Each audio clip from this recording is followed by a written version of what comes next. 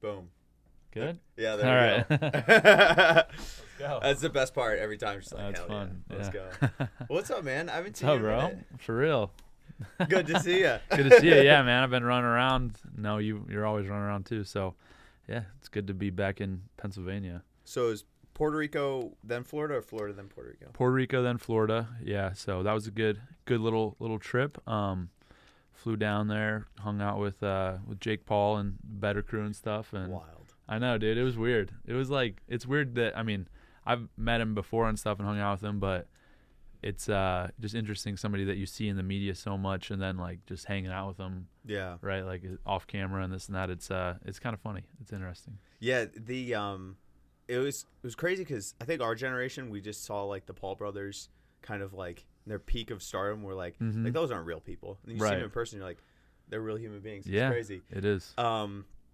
But yeah, definitely a normal dude from what I've heard and what I've experienced of him off camera. Yeah, super nice, like super cool, just kind of chill guy. Like I feel like he would definitely like fit in with the crew that we have up here and stuff, right? And I thought it was cool just to see him train too and stuff because he trains very hard. He's very dedicated and really, I can tell committed. He wants to.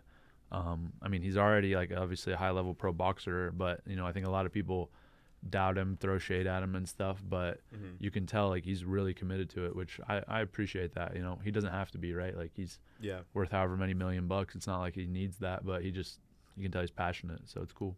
Yeah, that's cool because it seems like he's doing it, just for the love, like you said, and he's got a great team around him, works really hard. It's also one of those things where I think if you can find success in one thing, you can use those same principles and pivot into another thing. And I heard him talking about like how he became a successful YouTuber and creator, and how like he does the exact same thing in boxing. The action steps are just different, right? Yeah, that's probably anything in life, right? Like if you find success and you find principles and concepts that have brought you, some success or whatever it is in any area, I feel like those things, they all translate. And that's kind of like, so one of the things that I did down there was I was shooting my podcast with him, and my podcast is Bo Gets Better. And the whole idea of it is, how can I improve not only as a fighter, but as a human overall? Like how are these super high level performers, people like Jake Paul? My first guest was Brandon Moreno. So That's how sweet. are these guys that have, had such high success, have performed at such a high level? Like what are they doing different than most people, or what's their mindset? Right. And how can I tap into that and kind of apply that to what I'm doing, not only in MMA and in fighting, but in everything, whatever I'm trying to do, whether it's business, whether it's my personal life, things like that. And kind of seeing some of the correlations of what people are doing and just kind of what makes them perform at that level. But I've always been super interested in that type of thing.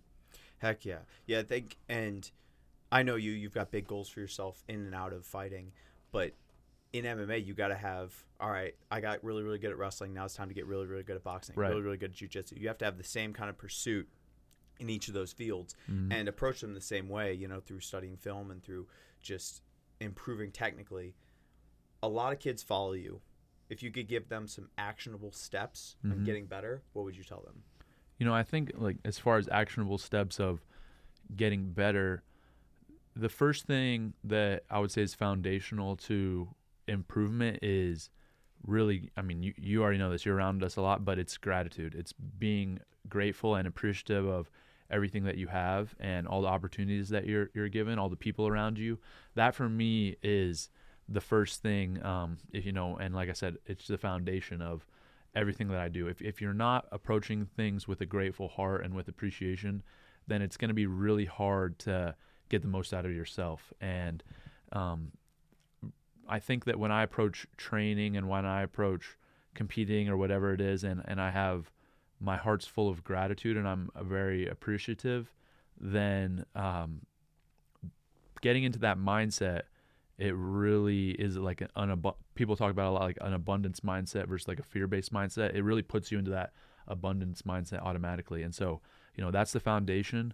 I would say from there, it's just being very clear on what you want, right? Like if you're a little scattered and, of course, people can do multiple things, but if you're unclear about what your number one goal is, what your priority is, then your decisions aren't really going to line up with that. So I think being very, very clear on what you want is so important, and not only like having that in your head, but writing it down and being willing to, consistently keep that on your mind. And from there, right, like you have the gratitude, you have your goal, you know what you want, then just understand that it's your responsibility to make it happen, right? It's not anybody else's job to make sure that you achieve your goals, to make sure that you're successful, to make sure that you get better. It's only on you, right? Like we all have coaches, mentors, parents, people that are pouring into us, but you're the one that's got to go out there and compete, or you're the one that's got to go out there and, put the work in, right? So I think that responsibility aspect of it, not relying, it's great to have other people and you need to be grateful for them, but at the end of the day, the world doesn't owe you anything. There's no entitlement just because of whatever you've done in the past or whatever, person that's this and that. There can't be any sense of entitlement. It's got to be your job to make it happen. So, for me, those three things are super integral to like what I do every day is gratitude, knowing what you want, and then just taking responsibility for, making it happen. Yeah, and you go back to that place, right? You have to remind yourself of those things, I'm sure. Of course. Right? Especially in like you go through good times and bad times in life, and you go through a bad time, you gotta have to like recheck with yourself, like, all right, am I being grateful? Am I doing the right things? Am I not being entitled? Right? And just expecting that this is gonna happen. Like, am I making sure that I go out and make that happen? That's great advice for everybody to hear. Final X's this weekend. Mm-hmm. We got some boys competing. Tell me about that. Yeah, it's crazy. It's of course, anytime you have a Final X event where there's 10 world team spots in men freestyle, like it's gonna get competitive. It's gonna be exciting, but especially this year with let's count them from the NLWC. We have Gilman, Nick Lee, we have Zane, Jason, Kyle Dake, Aaron, David, Snyder. Did I miss anyone? I don't think so. I think that might be all of them. It could be possible though. Yeah, so but it's like I said, like I counted so many guys. It's like I don't even know if I missed a guy because there's so many guys that we have wrestling, which is crazy. Such a cool thing. It's cool to see your teammates and your friends have those opportunities. And I think more than anything, I just I'm excited to watch my friends and teammates compete. And there are guys that up and down that list have truly kind of made their own mark on the sport in their own way, and they're all really like they're still competing obviously, so I feel like hesitant to say this, but they're all legends like already. And back to what I said about gratitude, it's like I'm just grateful to be able to watch them and watch them compete and stuff. So definitely going to be a lot of good matches. Pumped up. Heck yeah, me too. You got a new fight coming up. Yes sir. July 8th. There you go. International Fight Week Vegas, right? Yes. Tell me about the opponent. Tell me about the training leading up to the camp. Yeah, I'll be fighting Tresean Gore. Opponent said, and training's been really good. After I was in Puerto Rico, I went straight to Coconut Creek ATT and was there for 2 weeks, getting some sparring rounds in, getting some training in and stuff, and I feel really good. I think this is a good matchup for me.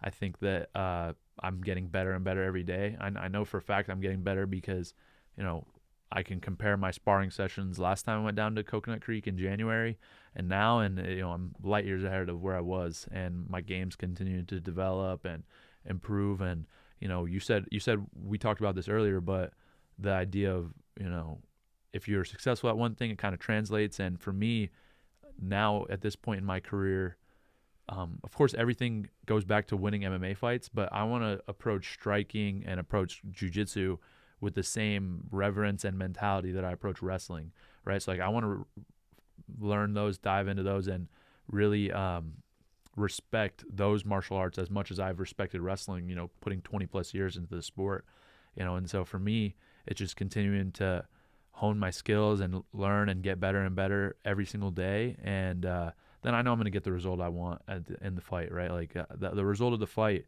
is almost a formality, right? It's all going to be over and done with in the training and the improvement. And my goal isn't to win this fight. It's not to win the belt once. It's to have 10 title defenses and be prepped for that 10th defense. And that starts with laying the foundation now. But I feel really, really grateful for where I'm at, in my career, and just getting to kind of get a lot better fast with being a beginner at a lot of things. Heck yeah. And coming in with the beginner's mindset, like I know how you approach jiu-jitsu and boxing. Like it's like you're a white belt, even though you're not, right? You're asking like questions to whoever's teaching, and you want to know all the fine details, like you said, like respecting the martial arts individually, as understanding the sweet science of boxing, understanding all the little intricacies of jiu-jitsu, and then when you throw them all together and it's MMA and you got to make it happen, those little details come in clutch. Oh yeah, without a doubt. Yeah, I mean, I've always been very detail oriented, and that's something that I think that helped me a lot in wrestling. And now, like I said, taking that same mindset into these other martial arts, these other sports is really, it makes it fun and exciting, because I almost had to, you learn wrestling and you learn how to get better at, or you learn about the sport, but when you get older, when you've done it for 20 years, you're not really learning new moves. You're learning how to get better, right? If that makes sense. Like you're not learning things that make you better. You're learning how you get better. And like I know for me, I didn't realize like there was a lot of things I was doing that were making me better that I didn't know why they were making me better, but I learned why they were making me better through 20 years, right? What are those things? Like studying film, like paying attention to detail, like if I see this guy put his hand here, it's there. It's not 2 inches above that, right? Just and then mindset of how I'm going to compete, right? Like, am I going to be present for the entirety of every single second of the competition, or am I going to, take 15 seconds off here or there, take 10 seconds off here and there? Just stuff like that you kind of, it's not like outwardly talked about in the sport. Like you go into practice and you have to learn a lot of lessons that aren't in the coach teaching you technique, right? And I was able to learn a lot of those, and now it's almost like I get a supercharged, accelerated learning curve in these other martial arts, because I know how to learn, I know how to improve, I know how to get better at something, and I know it takes time, right? So that's where I think I have a big advantage, because people can get better, but that doesn't mean they know how to get better. And for me, that's I know how to get better, I know how to improve, I know how to compete at a high level, apply it to these other things with the same respect that I have wrestling. And my goal is to be not only world class in wrestling and world class in MMA, but by the time my career is done, I'm going to be world class in jiu-jitsu, world class in boxing, world class in Muay Thai, to where I can compete with the best in the world at any of these individual martial arts. And then the MMA stuff is going to be easy. That's awesome. Yeah. And hearing you talk about that, like you've been, obviously your dad's a coach, right? And you have the coaches at Penn State. You've been around great coaches your whole life, right? And I know that your goal after you're done fighting is to continue that and become a coach. So it's it's cool hearing you talk about that, because I'm like, you're learning the stuff that's the serious difference maker, right? Yeah. And you're doing that as a competitor, but then as soon as you become a coach, when you're done with your career, it's like, boom, you can immediately relay that into the next generation.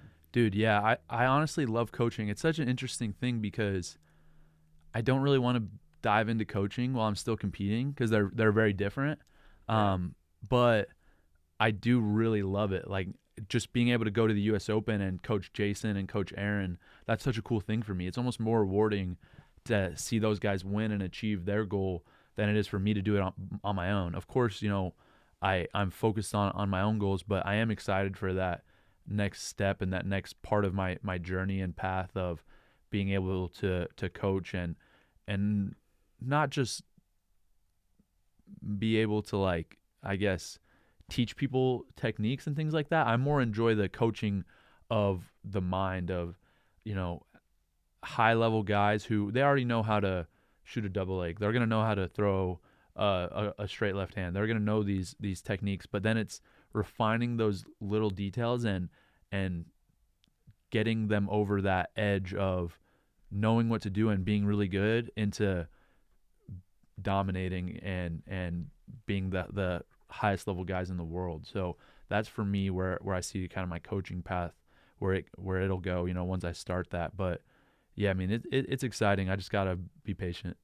Yeah. No, I know what you mean. You want to focus on being an athlete, not being a coach. But I mean, being in, the ATT room, it's like, when you show Moose something, it's like super helpful, right? And he's showing you boxing, and you're showing him wrestling and intricacies of MMA. I know anytime you tell me something, I'm like locked in. I'm like, this is going to be super helpful information, and help me compete better. So like that room being in like a small gym environment where you have to kind of walk both roles, right? You have to be a coach sometimes and be a competitor other times. Yeah. You know, talk a little bit about that, because Tony's got a fight coming up, right? And I know you're super involved in his camp and helping him.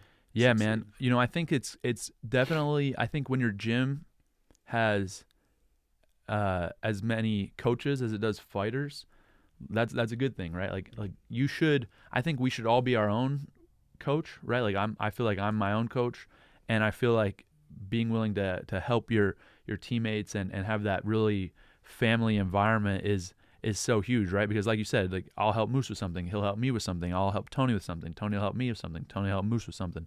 You know, we're all kind of coaching each other. We're all kind of in a similar stage in our career where we're developing, and we have different strengths and things that we spend a lot of time on that are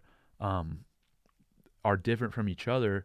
And that's such a cool environment, and I think that shows a lot of humility for each of us being able to like take direction from somebody that's a peer, right? Like it's easy to take direction from somebody that you see as a superior, right?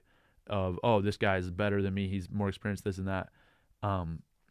Of course I'm going to listen, but I think that taking direction from a peer, like I said, takes humility, and it can also be just as valuable as taking direction from a superior, because you're in a similar mindset of, I'm trying to be a good fighter, I'm trying to compete, and that's just another way to learn things, and I think it's really, really helpful. So yeah, you know, being able to be around my guys while they're in camp, while they're coming up, I think it helps me learn a lot, because I take a different perspective on the sport, and also I think that we all help each other, and we're all invested in each other, which when we do go to fight, it's a team thing. It's not we all have to go out there alone and stuff, but and at the end of the day it's one person competing, but we have each other's support, and we're there for each other, and we all know like we're doing this together, which I think is very powerful. Let's transition outside of fighting for a bit. Let's talk Ocean and getting kids better at wrestling. Yeah, dude, Ocean is such an awesome tool, man. I wish it was around when I was a kid growing up, because I'm a real student of the sport. I always watched a ton of film, and it was something that was really important to me. But what was tough was when I was, 12 to 18, there wasn't really technique. There was a couple like technique videos, but there was nobody breaking it down in detail. There was nobody giving, examples, and it would just be maybe very, very basic type of stuff, and the amount of it was a very small amount. So, I was mostly just watching, YouTube videos or Flow Wrestling videos of Russian nationals or NCAAs and kind of trying to do it myself, which that's hard to do.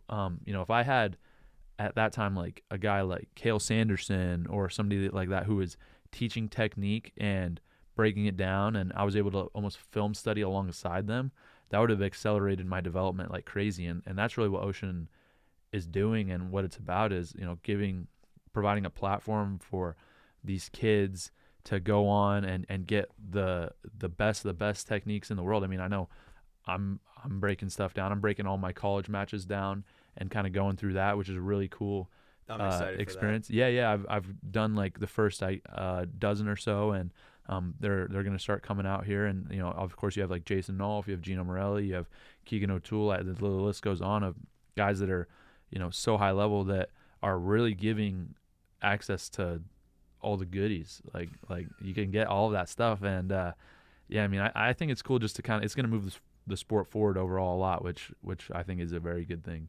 It's fun to work on. Like it's fun, like you mentioned, Gino and Jason and Eric. Like those guys are fun to work with. Yeah. And they're fun to build this thing with, because this is gonna be big. Yeah, no doubt. I think that when I look at the platforms that are out there and what they're doing and the kind of the way they're going about it, it's really, Ocean is so different from everything else in the kind of overall capacity of the type of content that you can get, right? And like that goes back to what you were saying about you and your team and what you guys are doing and the vision of how you're going to put it together.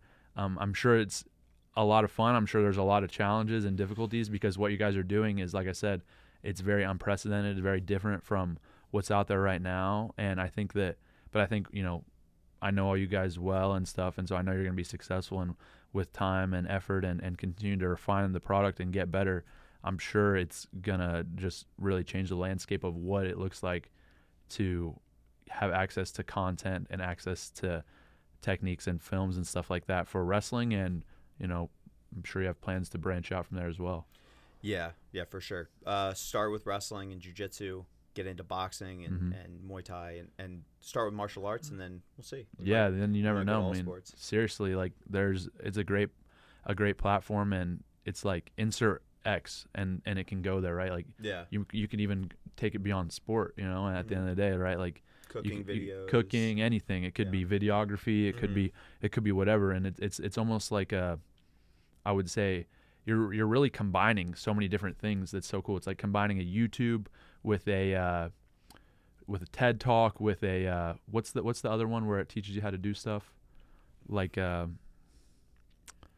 masterclass. Masterclass. You're combining like TED Talks with masterclasses, with YouTube, with like you're gonna get live features soon, stuff like that. So you're really combining all these awesome platforms and making it into one and making it into like an easy to utilize tool. And I mean, I'm excited to see it's already grown so much from the beginning. I'm excited to see it continue. Heck yeah, dude, appreciate that. And it's funny because like you're starting when you have a startup, it's kind of like a newborn baby, right? You're like, you can't let it out of your sight for a second.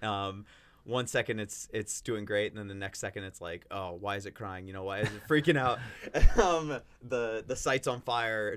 These bugs. There's so many things that pop up that it's like we have to keep such a close eye on it. But it's really cool because it grows into all these different areas. Like you said, like there's the potential is limitless.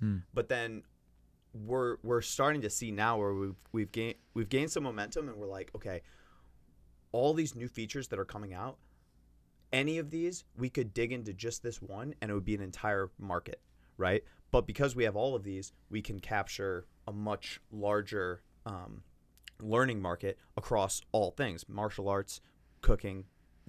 The possibilities are endless. So it's gonna be exciting. Yeah, no doubt. I'm excited to see. Heck yeah. So MMA training specific with this camp, what are you most focused on? I don't know that there's a specific thing I'm most focused on. I'm really just trying to get better at everything overall, right? Like I feel like it's hard to pick one little thing because I'm so new, right? I literally saw the other day was 1 year ago was my pro debut. It was like Saturday a year ago was my pro debut, and so I'm a year into the sport professionally and already having my second fight in the UFC. So to me, it's not about at this point. Of course, I'm going to be very detail oriented and understand all the little intricacies of all these techniques, but I just want to get a more well thought out and complete understanding of my game and MMA and what that looks like. So I would say it's interesting. A lot of people talk about just get 1% better every day, right? And that's a very common kind of cliche saying, and I feel like I'm getting 10% better every day, which is insane just because of how new I am. Like in wrestling at the end of my career, if I got 1% better in a day, that was a hell of a day. Yeah. And, just because I had been doing it for 20 years. But now having all those tools and understanding how to get better, I feel like I'm improving vastly, and I'm very committed, putting the time in with the right people. And on top of that, film studying and really being a student of the sport I feel like there's not necessarily, like I said, one specific thing I'm trying to hone in on. It's more just complete my, not complete, but improve my game as a whole. And I think I'll be a completely different fighter than the last time I was out, right? Like I'm not there. Most of the stuff that I did last time, I'm already like well past that, if that makes sense. Yeah, and that's awesome to hear. The newer you are to something, the percentages go faster. Right. Like you said, 1% tail end your wrestling days. Like that would be, oh my goodness, yeah. Yeah. That would be like a month or two of training. Yeah. How often do you work? I know you work remotely with several coaches. Mm-hmm. Do you want to talk a bit about that and working with Coach Barry? Yeah, absolutely. Yeah, I mean, I've been very, very fortunate to have really high level, awesome coaches who are dedicated and committed to their craft. And, that's what one of the things I think draws me to them, and what I really appreciate working with them is because of how much they love what they do. Mm-hmm. And so, getting to work with Mike Brown is a huge deal. Whenever I go down to Florida, getting to work with him in person, or bouncing film off each other and kind of discussing things, talking about what new things we're trying and that type of stuff. But it's really, really huge for me to be able to just kind of see how he looks at the sport and get information and different things from him. I think that he and I have a very similar mindset in like the approach to our game of be safe and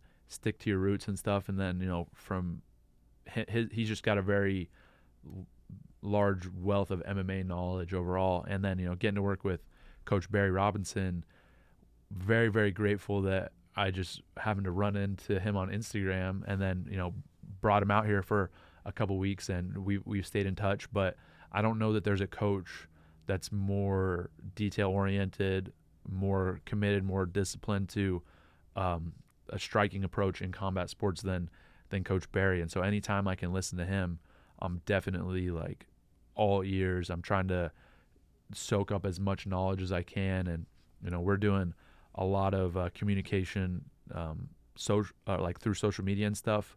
And I would obviously love to have him back out here, so we can work together in person.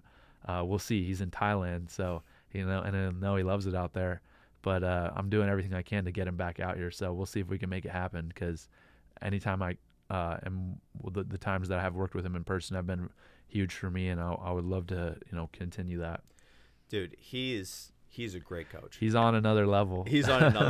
And so last summer he came, and off of 1 week of training with him, I swear, like, this is going to sound so stupid, but I'm a wrestler, jiu-jitsu guy. Off of a week of training with him, I was like, I'm a striker. I'm going to knock people out. I was like, he had me thinking completely differently. Just because it's like those 10% days. Like, you get 10% better one day working with me. It's like, you're doing this wrong. And then he keeps you mentally engaged the entire practice. Mm-hmm. You're like locked in, and you can't make a little slip up, because then you're doing push-ups. Don't pivot out, pivot in, right? Like, all the little details that you have to be locked into. It was honestly like a mentally tiring practice. Like, for sure. You're locked in. It's definitely working with him is more mentally taxing than it is physical, I would say, for sure. Of course, there's certain things that are physically taxing, staying locked in a around the ring drill for 5 minutes for 5 rounds. Like, that's a lot to be doing that little thing. But I think it just comes back to the discipline and understanding how to create habits and how to build a foundation and really layer the cake from there. Most people are skipping steps. Most people are going straight to sparring. Most people are just, that's why their footwork is incorrect, and why they're getting knocked out, why they're in bad position. And so, whenever what I hear from, Coach Barry a lot is just, layer the cake, create agility through your foundation, be able to move forward, back, right, left in both stances, those type of things, and never forget your wrestling, stuff like that. Like, he's given me a lot of really, really good high level advice that I for sure take to heart. And then, just studying film with him is so eye opening, because I thought I was good at studying film, and I think for wrestling I am, but there's this whole other world out there of striking that is just, there's so much, there's just as much as wrestling. There's just as many traps and intricacies and cool little things that his eyes are so good. He's going to see them, he's going to point them out.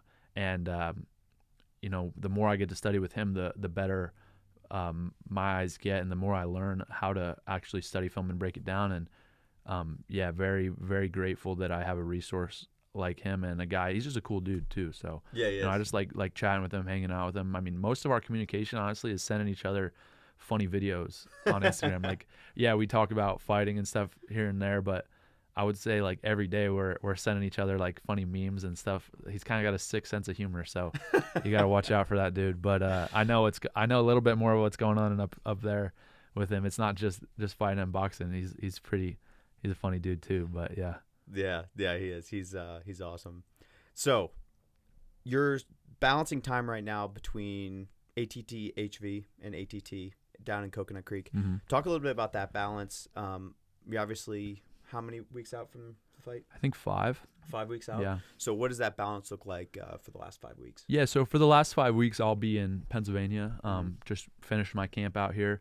And like I said, I was fortunate to have a couple weeks down in Coconut Creek. And it's a really good balance for me right now with being able to go down there, get really high-level training with guys that have, a decade plus of MMA experience and be able to spar with guys like that and move around with them and kind of see where I'm at.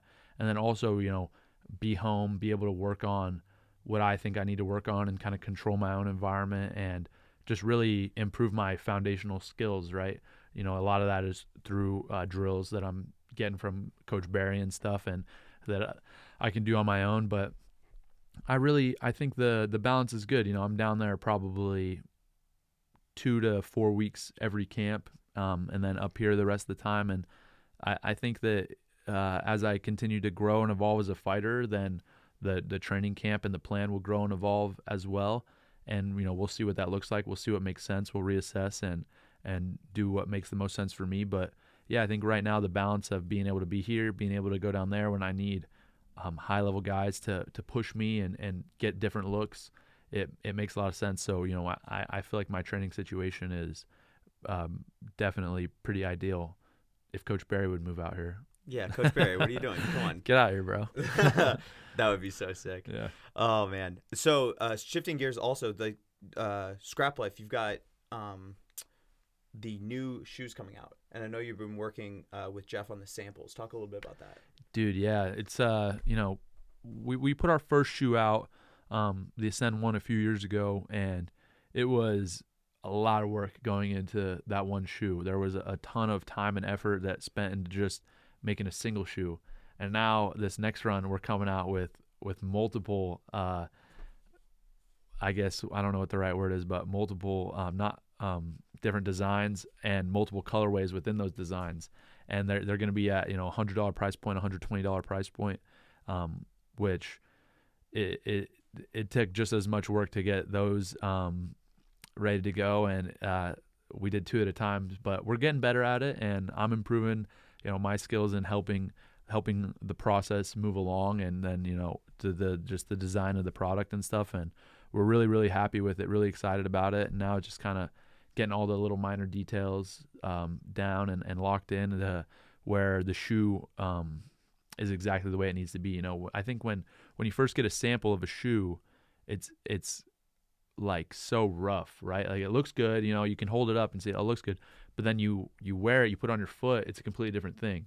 And then it's like, okay, make little adjustments. And then, okay, get the new sample. All right, now we need to adjust this, adjust that. And it's like, you can do that pretty much forever. And for me, I'm going to get the shoes perfect. Like it's not going to be 99%. It's going to be 100% across the board. And that's kind of where the team comes into play, right? Like having a good system and a good team around the development process. And but fortunately we have great resources and the top tier factories and the top tier people we're working with. So I'm excited to put the product out this fall, and I think it'll be warmly received. Dude, I'm so excited. I was talking to Jeff about it today actually, and he's like, yeah, well, Bo is giving us every little detail on it. He goes, and if Bo loves them, everyone will love them. Yeah, I've always kind of just I feel like I have a good eye for what's going to look good on the mat. I've always been into wrestling shoes, into like kind of, I guess, wrestling fashion in that sense. And then, from there, it's like I've worn, I don't even know how many 100 pairs of shoes. Like I remember at one point when I was maybe 8th, 9th grade, 10th grade, I probably had a collection of 60, 70 wrestling shoes. Like, at one time. I was like a for real sneakerhead, like with the wrestling shoes and stuff. And Did you go on Flickr a lot? Dude, I was the OG Flickr boy, bro. For real. Like, I was on there. What year would that have even been? It would have been 2008, 2009, dude. Dang. Like OG. Like, I'm talking like way back. there was probably less than 100 people on there. I was one of the first, Wow. like one of the very first guys. Yeah, but like that was the what really started was even before then, when I was 4th, 5th, 6th grade, and I would like trade wrestling singlets, trade shoes at a tournament, right? And then I found out in probably 6th grade about Flickr or whatever, and then just kind of I was like, oh, I can do this online? Like, that's insane. And then, dude, every day, boom, boom, I'd be on it. But yeah, I built a big collection up, and a big collection of singlets, big collection of shoes. Were you making money? Was it just oh yeah, bro. Yeah. I was stacking, dude. I was stacking, bro. Yeah. And it, it started off just with maybe like 1 or 2 pairs of shoes and maybe 6 or 8 singlets. And Heck yeah. I literally built to, like I said, 60, 70 shoes and probably over 100 singlets with no, like, maybe like a small amount of supplemental income. And by supplemental income, I mean like $100 on my birthday, $100 in Christmas. Like, that's about it. Like, Right. but I was grinding. That's the income of a kid. Yeah, wheeling and dealing, bro. Grandma comes in, and you're like, good. This is we needed this. We needed this bump in cash. For sure, dude. But it's kind of funny because what it built to was, that, and then I actually got an opportunity as maybe a sophomore or junior in high school. We had a family friend that he sold shoes on eBay, like, for a living. He would buy a semi truck, and it would come in, and it would have just stacks of shoes, whether like Nike, Adidas, K-Swiss, whatever. Like, and then he buys this semi truck and he's going through it, getting the inventory, and he's like, I have 170 pairs of wrestling shoes. No he knew way. I was into it, and he was like, so he hit me up, and he's like, yo, could you move these? Like, I don't know what they're worth. Most of the shoes he sold. Most of the shoes he sold were $50 to like $80, right? So yeah. not crazy. But the shoes that he gave me were all Ultratechs. I don't know if you remember the Asics Ultratech. They were I think 2008 or 2008 Olympic shoe. So it was like a red, white, and blue Asics, and then they had a couple pairs of like gray, black, and red, and they were the top end Asics. So, and they were discontinued, so they were kind of rare. And so I think they sold maybe like 150, 160 on retail, and I was selling them anywhere from like retail to like 180, 190 because they were not available retail anymore. They're all sold out. Wow. Yeah, and then some like the bigger sizes, like size 13, size 14 or whatever, I would sell for a little less, like 110, 120. But he was like, could not believe that I was selling these shoes like that. And for that much money, because like I said, he mostly dealt with like $50 to $80 shoes. Right. And so his deal for me was, he would pay for all the shipping and the actual cost of the shoe or whatever.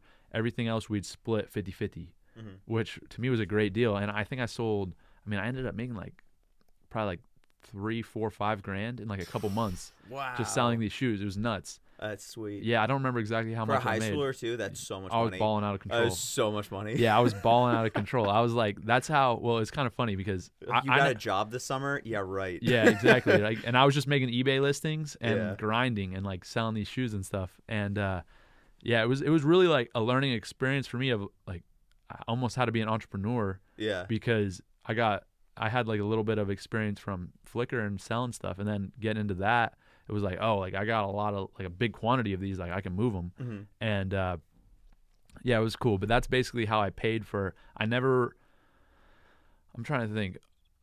After maybe the 8th grade, since then I've never once asked my parents for money ever for anything.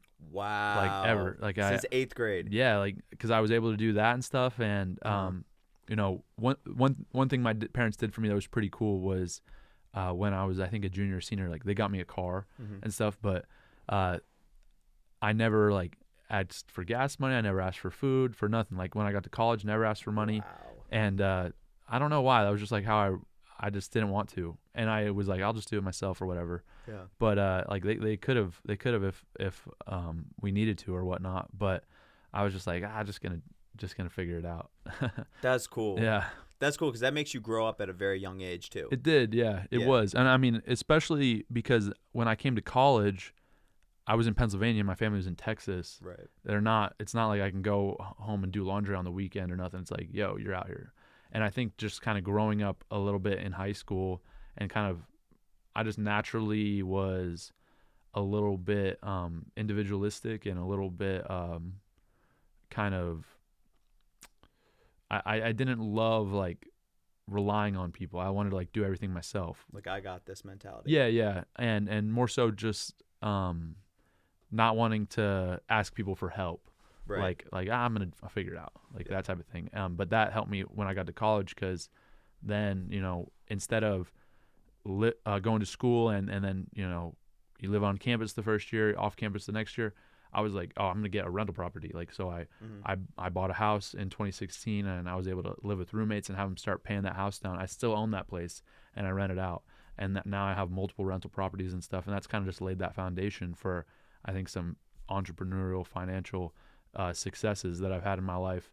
And, it's really, there was nobody that was like showing me the way. I was just figuring it out as I went, which, now for me, the big thing is, when I have kids and stuff, then I'll be able to help set them up better. So that's kind of the idea, at least. That's cool. Yeah. And that teach them how to fish.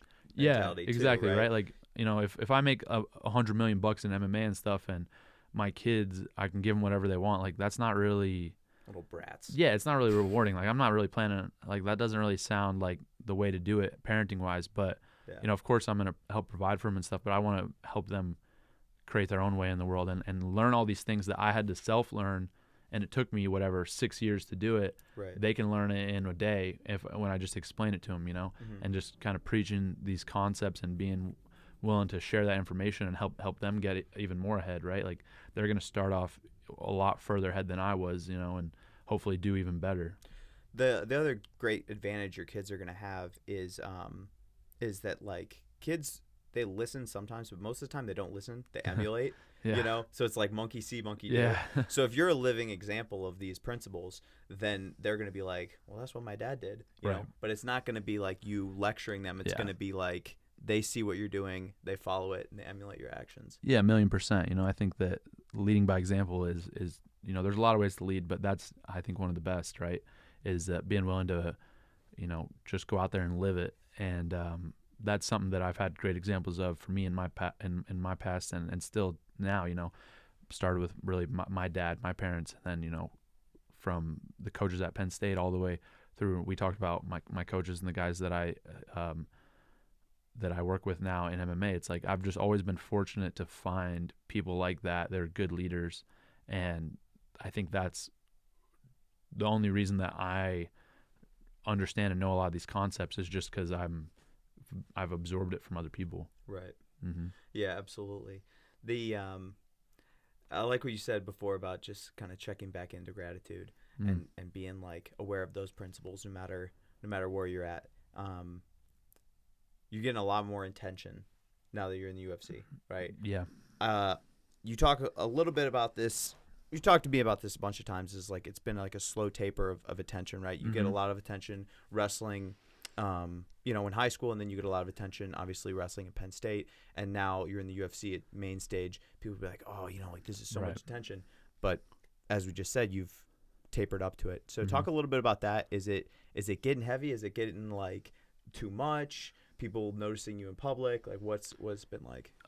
Yeah, I mean, like you said, I think that it was a slow build for me, right? Like attention as a kid to high school to college to now, it's built up to this, right? It hasn't all come in a day for me, and I feel very well prepared to handle it because of that, right? Like, I see a lot of people go from 0 to 100. They don't know how to handle it. They don't know what to do with themselves. They don't know how to act. Yeah, and it's just too much stress. But for me, I feel like the stress load has slightly increased over a long period of time, and so now it looks like a lot, but it's all relative, right? And there's some people that have it 100 times more than me, and I'm just kind of where I'm at.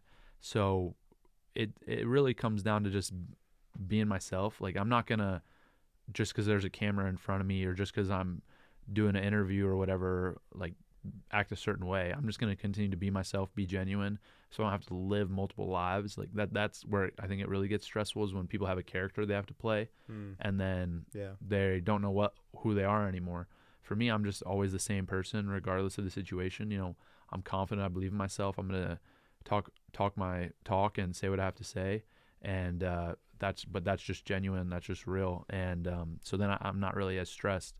And I think the only thing that is a little, I would say unfortunate that I don't love is like people's access to me, of being able to like spew their opinion of me like onto me, right? Like on social media and stuff. And so I just have to be careful of that, be protective. And a lot of that I heard Joe Rogan always talks about this, but talking about post and ghost, right? Like, so I'm going to post and I'm out of there. Like, I don't really need to hear everybody's opinion of me, whether it's positive or negative, because sometimes, I would say for me, what I see, it's 90% positive. It's 90% you're the man, you're going to be the champ, this and that. 10% you suck, you're an a-hole. And so, for me, I'm like, either way, I don't really want to get too high. I don't want to get too low. I don't want to be pissed off because some guy said I was a jerk, and I don't want to be thinking I'm the man because some guy said I was, right? Like, I'm kind of just, stay true to myself, stay down to earth, stay in reality, stay present, and that's kind of how I've been dealing with it up to now. Right. Yeah. If you're a slave to their applause, then you're also a slave to their criticism, right? Yep. Yeah, for sure. Yeah, that's a great perspective to have, man, moving forward. I'm excited. Appreciate you, bro. Yeah, this has been awesome. Thanks for coming in. Absolutely. Tell the people where to find you. I think they know. Y'all can find me social media, NoBickle1 on Instagram, NoBickle on Twitter, and follow me on, subscribe to me on YouTube as well. Bo Nickal, putting out vlogs and stuff. But yeah, that's about it. Appreciate you having me on, man.